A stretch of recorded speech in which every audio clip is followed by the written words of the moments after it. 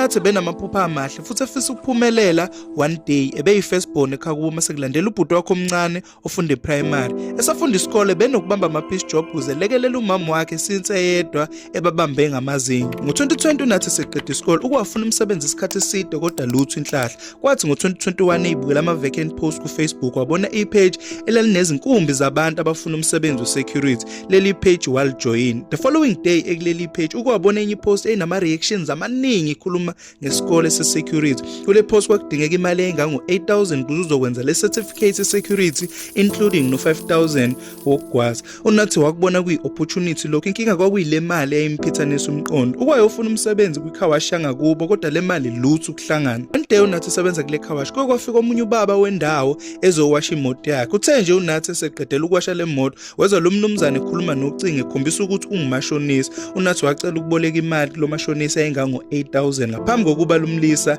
ahambe, kodwa lo mashonisa wavele wacela inamba wahamba. Uthe nje ngakusasa lo mashonisa wamfonela uNathi ukuthi akazolanda le mali.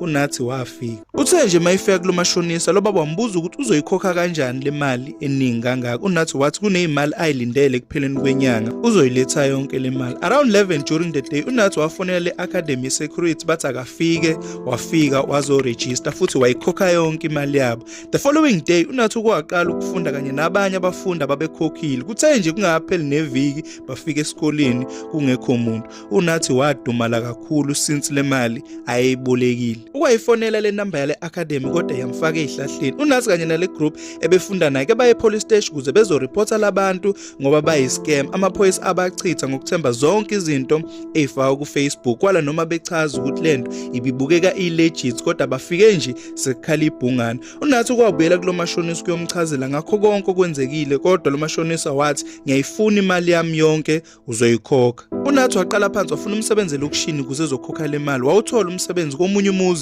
owunama-mobile toilet waqasha. Wawenza lo msebenzi kodwa awuphumelelanga ngoba ama-toilet antshontsho. Wafika nje kuseni esengasekho. Kulo muzi bavele bamxosha. Abantu baleli bhizinisi ke bacomplain ukuthi kusukela kudala kusebenza abantu la ama-toilet awazange ezintshontsho. On the way home uNathi wavinja abantu angabazi bamlayisha emotweni. Le moto yavele yalibangisa ekhaya likamashonisa. Wathi engena kulo muzi umashonisa wafuna imali yakhe. Umashonisa ukwamcebisa ngokuthi mayihluleka ukukhokha le mali kunomsebenzi adinga amenzele wona ukuze kuzokhokheleka lesikwenidi. Uthe esabuza lo msebenzi uNathi lo mashonisa wathi la madoda awamthathe kuyosetshenzwa. Endleleni eya kulo msebenzi balifta omunye ubaba ku-N2. Uthe nje lo baba mayingena emotweni bambamba bamkinya, omunye wabemkhuthuza. Bangena baye emahlathini lo baba bamshiya khona. uNathi wathuka wacishwa wamelwa inhliziyo endleleni ebuyayo. Bamchazela ukuthi bona benza lo msebenzi ukukhuthuza abantu kuze behola. uNathi wawenza lo msebenzi futhi bamnika nesibhamu ngoba umuntu megoloza bebembulala. uNathi ubulala inqwaba kulo msebenzi kodwa wangawuyeka. One day boss up kuyabanika umsebenzi wawuzobenzela imali eningi lapho khona kwakumele bethola intombazane esencane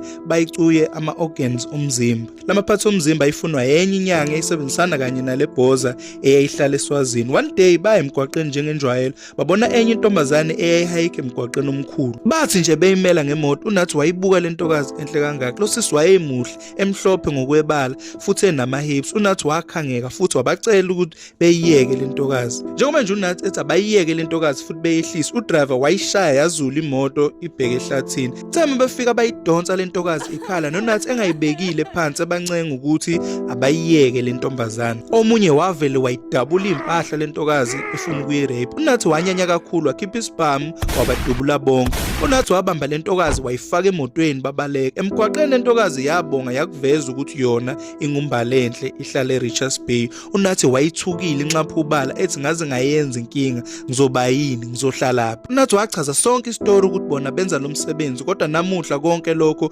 kushintshile ngenxa yokukhangwa ubuhle obungaka. uMbali waphinde wabonga wakuveza ukuthi yena ushadile futhi usuka kube emakhaya bekunomcimbi ufelwe imoto wasenqena ukugibela ama-taxi ngoba ebezomfikisa late. Kuthema befike eRichards Bay uMbali wafonela umyeni wakhe bayishiya le moto. On the way home uMbali wachazela umyeni wakhe ngalensizwa emsizile futhi wakuveza ukuthi ayikwazi ukubuyela emumva kubo since ibulale ozakwabo. Umyeni kaMbali wasuggest ukuthi uNathi akahlale in one of his property eMarine Sea futhi wamqasha enkampanini yakhe ye-landscape. Njengoba nje uNathi ekule property uMbali ebenokufika ezomcheck. One day indoda kaMbali ihambe namabhizinisi. uMbali wafika lapho kuhlala khona uNathi ephethe ukudla, badla, bajabula. Kuthe nje sebephumula uMbali wasondela kuNathi wambamba ngesandla futhi wamqabula. uNathi wavele waresponda balala. Lento yenzeka njalo kwaze kwaphela u3 months. One day kwafika uMbali ethukile ethi umyeni wakhe useyazi ngalento abayenzayo futhi uzobabulala. uNathi wathuka kakhulu wathi sizokwenza njani. uMbali wafika necebo lokuthi njengoba uNathi enesibhamu kuzomela bembulala umyeni wakhe. uNathi wathuka wanqaba. uMbali kwakuveza ukuthi le ndoda vele ibimhlupha futhi ukhulelwe ingane kaNathi. uNathi wajabula. uNathi kwayicabanga lento futhi bahlela usuku oluseduze. Ngeyikhathi zasebusuku ngosizo likaMbali uNathi wangena kulomuzi wadubula lo mnumzane as if kwakuyi-robbery. Wathatha ifoni kanye nama-jewelries wabuyela kwiproperty yakhe ahlala kuyo. Wathi nje selala kwangena amaphoyisa kanye noMbali ekhala ethi nguye lo bhuti oyisisebenzi sethu obulala indoda yami. uNathi waxakeka. uNathi wathi uyachaza bambopha ngozankosi bathatha nesibhamu sakhe ezofakazi nama-jewelry.